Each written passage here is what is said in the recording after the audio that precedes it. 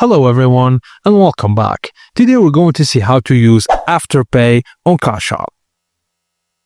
At checkout, when making a purchase online or in-app, select Cash App Afterpay as your payment method. For your first order, enter your payment details to complete the purchase, and once approved, your Cash App Afterpay account will be created. Now visit afterpay.com or download the Cash App Afterpay app. Set up a password or you can log in for future purchases. Next time, just sign in with your Afterpay credentials at the checkout.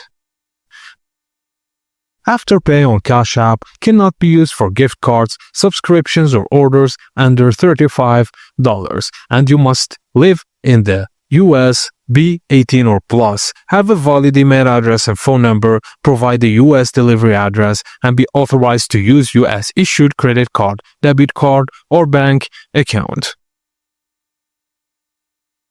And that's it, guys. As simple as that. Thank you for watching, and please don't forget to like and subscribe for more tutorials like this.